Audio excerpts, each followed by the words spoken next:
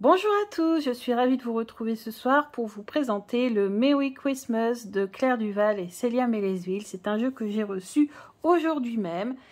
Voilà, je vous présente le Merry Christmas. C'est un oracle Lenormand.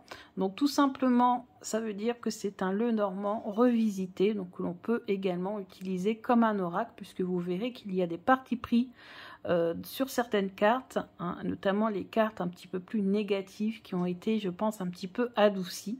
Donc, puisque c'est un oracle de Noël, hein, donc le but, voilà, c'est de témoigner de la joie de vivre, etc. Donc, vous avez ici les contours qui sont rouges argentés, qui sont juste magnifiques. Une boîte qui est aimantée, avec un intérieur magnifique. On a la boule de cristal, on a la clé, vernis sélectif sur le devant pour le titre et sur le côté aussi si on range nos cartes comme ça, comme des livres. Donc vraiment top. L'autre point fort du jeu, c'est le livret. Le livret, je le trouve extrêmement bien fait. Et il y a deux points forts à ce livret, ce sont les tirages qui sont très nombreux.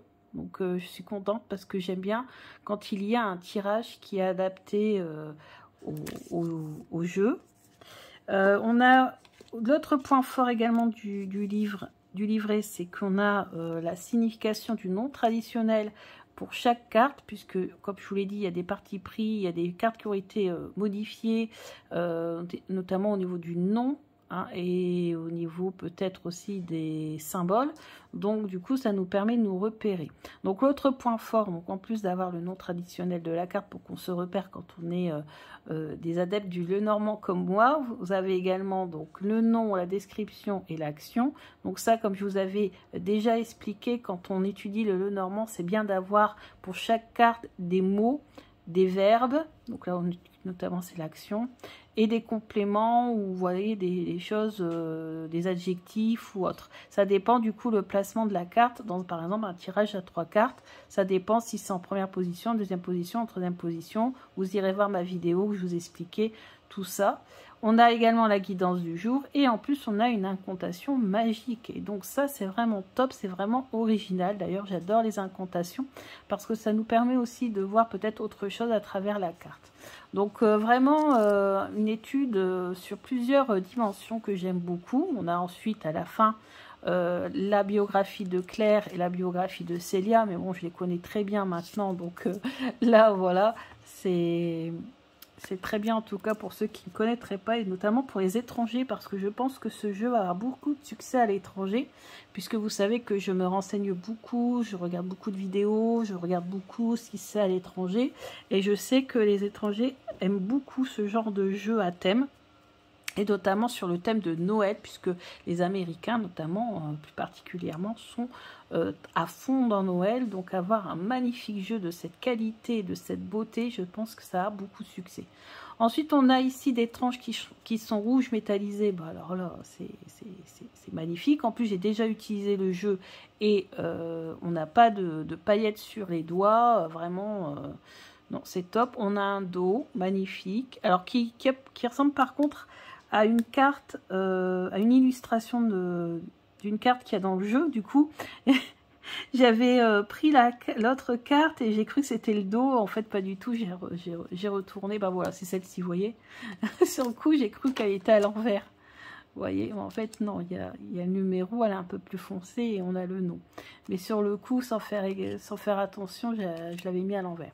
Donc voilà, donc je vais vous présenter les illustrations qui sont juste magnifiques, même si je sais qu'on l'a déjà vu passer sur les réseaux. D'ailleurs, ma copinette Florence l'a présenté. Donc l'ours brun, donc ici on voit les ours en train d'hiberner, la bougie, le ballotin de chocolat qui représente le serpent, notamment pour tout ce qui est tentation. Donc là on a le parti pris de la tentation pour le serpent et non pas de la trahison. Les lettres, la rose de Noël pour les lys, Notre-Dame pour la tour, les souris pour les souris. Ça change pas. Le fou est un pareil parti pris puisque là elles ont pris la signification de tout ce qui est cyclique et répétitif. Vous voyez ici, c'est en forme de cercle, cercle, cercle. Tout est cercle, cyclique, voilà, ils ont pris ce... Alors que le fouet, c'est aussi tout ce qui est punition, tout ce qui est, voilà, dispute aussi, etc., etc. Ensuite, on a le marché de Noël pour le jardin, le cadeau, une des consultantes. Alors celle-ci, je vais garder, moi, les cartes additionnelles au niveau des consultants, puisqu'il y en a une qui représentera la consultante et le consultant, donc 2 qui représenteront le consultant et la consultante, et les 2 autres représentent des personnes âgées, parce qu'on n'a pas ça. Dans le Keeper, on a différents personnages, dans le Petit Lenormand, on n'a que 2. Donc du coup, je me suis dit, tiens, vu que là, cette consultante la porte des lunettes, donc ça ne sera pas la consultante, ça sera une femme plutôt plus âgée. Voilà. L'étoile guide, le sapin, le renard, le chien, le Saint-Bernard. Donc là, pareil, on a le chien, on a la fidélité, etc. Mais avec le Saint-Bernard, on a tout ce qui est sauvetage. Poisson, les poissons, l'encre, le couteau, la consultante en rouge. Oh, une carte magnifique, le Mont Blanc pour le mont, la montagne. Le livre des contes, la croix, les nuages ou le nuage, les oiseaux, le monsieur plus âgé, chemin, lune froide, soleil d'hiver, Gabriel pour la cigogne.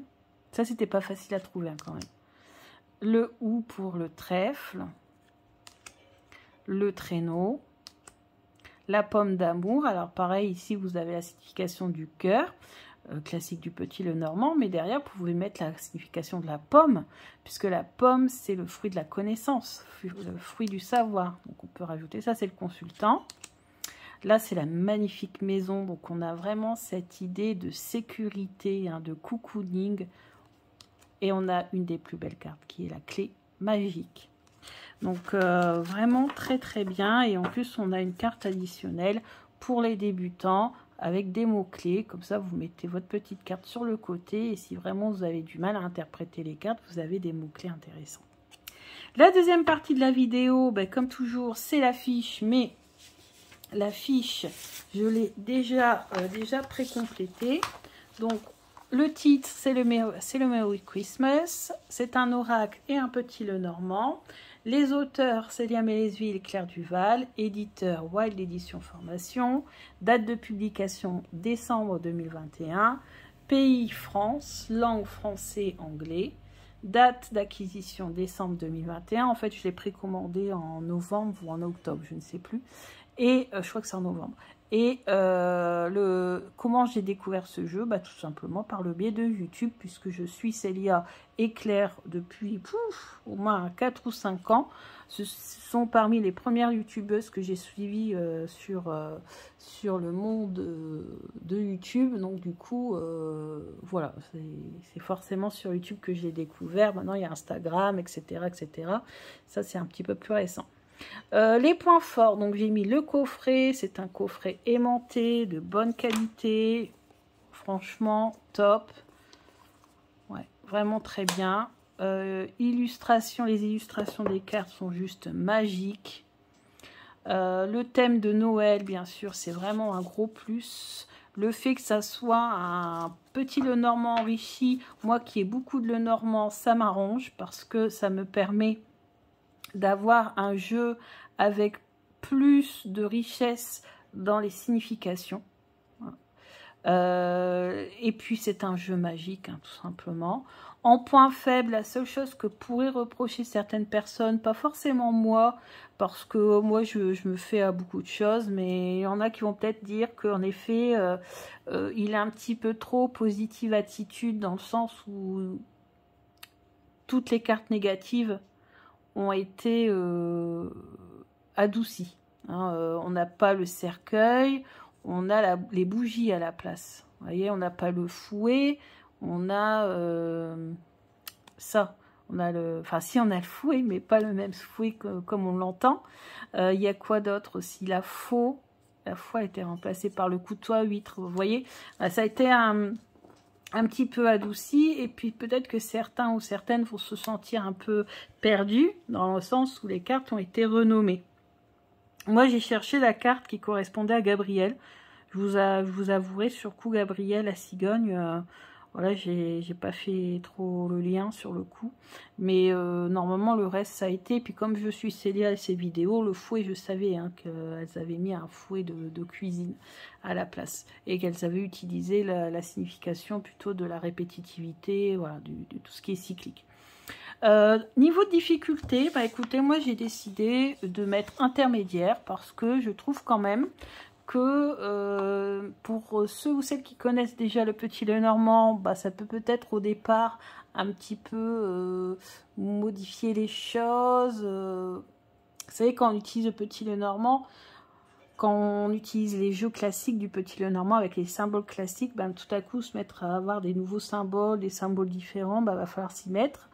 Et puis peut-être que des personnes qui vont découvrir ce jeu et qui ne connaissent pas du tout le Petit Lenormand ou qui pratiquent les oracles depuis peu, peut-être voilà, trouver les significations. C'est pour ça que Célia a bien fait d'avoir mis la petite carte avec les mots-clés. Ça pourra les aider. Donc je pense quand même que c'est un niveau intermédiaire, puisque c'est un Petit Lenormand revisité ou un oracle voilà, assez particulier avec des références à Noël.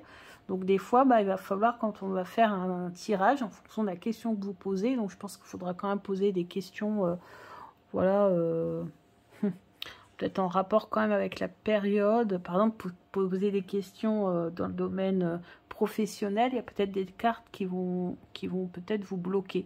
Donc c'est pour ça que je l'ai mis dans le niveau intermédiaire.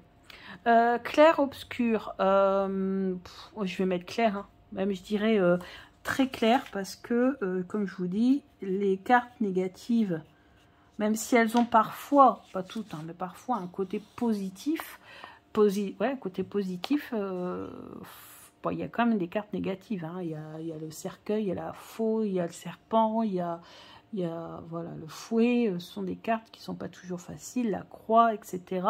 Mais dans ce jeu-là, tout est adouci, donc je le mets vraiment dans clair.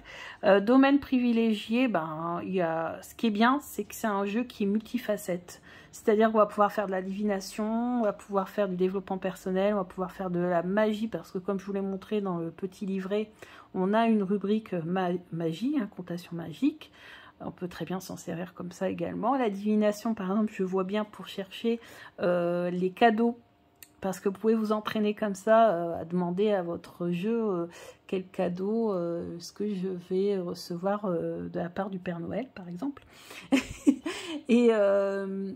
Et puis et voir un petit peu peut-être ce jeu-là, ou comment va se dérouler le repas, ou qu'est-ce que l'on va manger si vous êtes invité, qu'est-ce qui va être fait à manger. On peut travailler là-dessus, hein. Je vous avais déjà expliqué, Sandrine Martin le fait dans son livre, et franchement c'est choquant les résultats qu'elle obtient, mais vraiment c'est impressionnant. Vous pouvez travailler comme ça, et je pense que ce jeu-là, vu qu'il est orienté Noël, peut donner des informations. Si par exemple vous avez le ballotin de chocolat, vous demandez qu'est-ce qu'on va m'offrir à Noël, bon, et vous tombez sur le ballotin de chocolat, il y a des grandes chances que vous ayez un paquet de chocolat en cadeau pour Noël.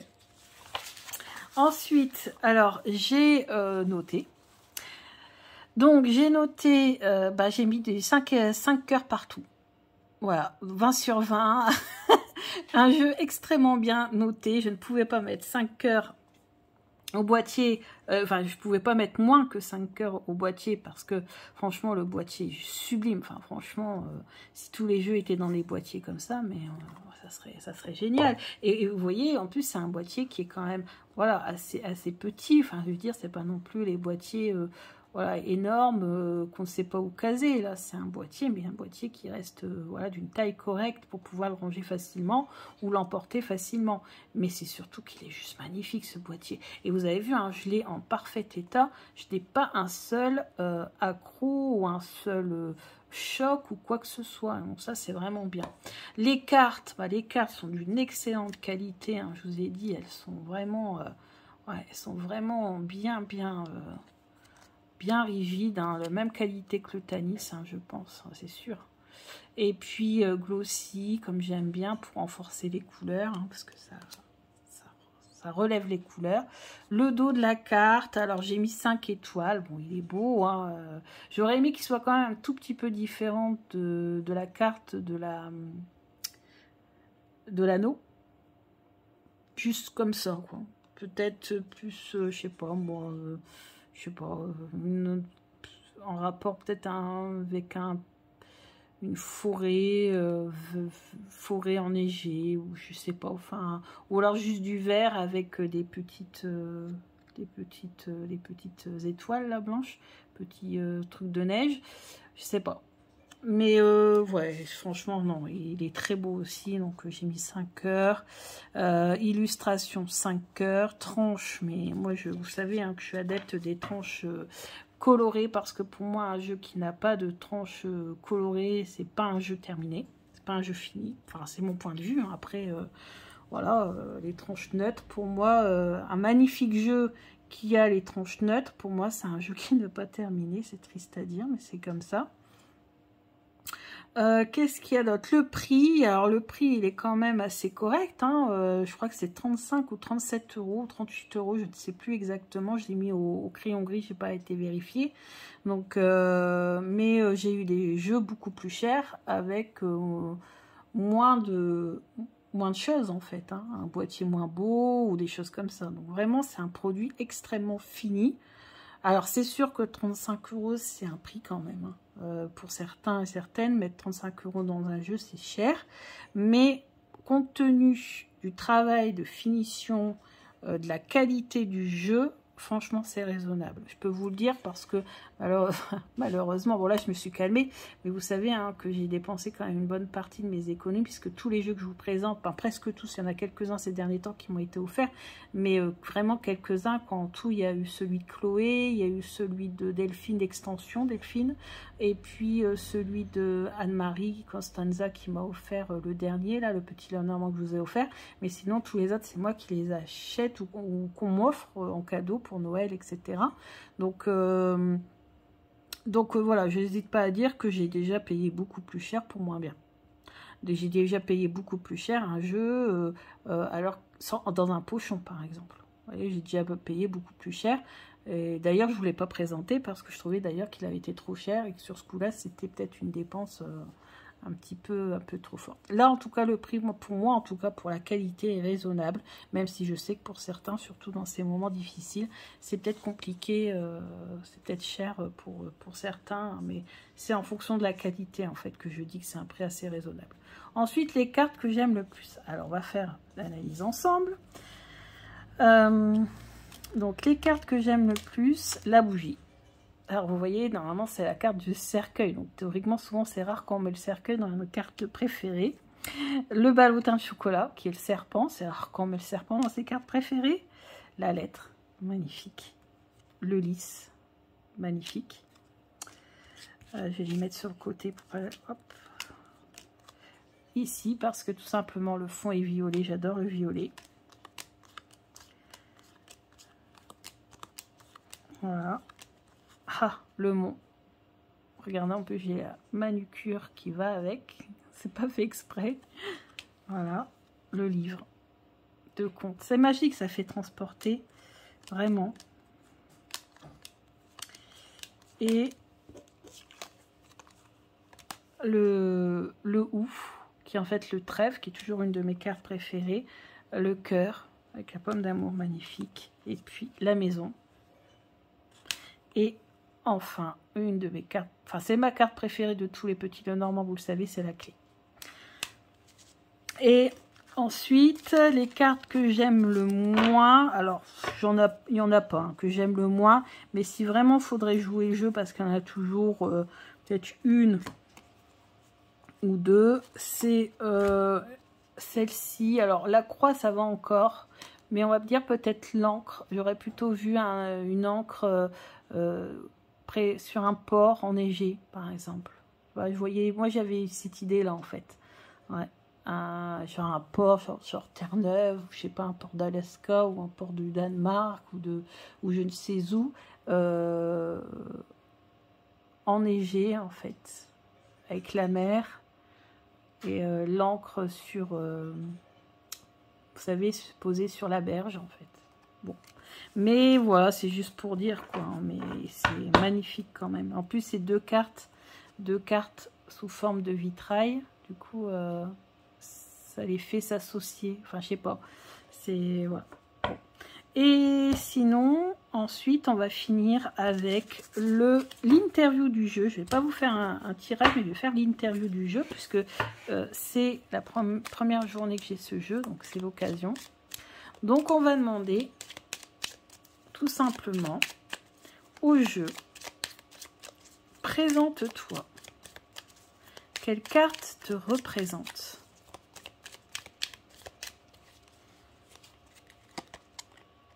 Oh, on a le vaisseau, vive le vent. C'est un oracle qui veut nous guider, nous orienter. Quels sont tes points forts? Quels sont tes points forts? Ces points forts, c'est de nous protéger, de nous mettre dans un cocon, voilà, de prendre soin de nous, d'être tout chouchouté, tout dorloté. Donc c'est vraiment un jeu qui veut nous chouchouter, qui veut nous dorloter. Ensuite, quels sont tes points faibles? Donc ce sur quoi on ne pourra pas travailler ensemble. L'enfant. Alors peut-être que, bah, je sais pas, le côté enfant intérieur, pourtant c'est un jeu hein, qui se veut, mais apparemment non, peut-être pas travailler l'enfant intérieur, ou pas travailler avec des enfants, ou faire, ou pas plaisanter peut-être avec, ou pas le prendre à la légère, des choses comme ça. Toujours une réponse difficile, on a toujours des réponses difficiles à cette question, point faible d'un jeu. Je sais pas s'ils en ont vraiment, bah si peut-être hein, quand même. Comment tu me vois? Comment me vois-tu? Il n'a pas demandé. Comment il me voit?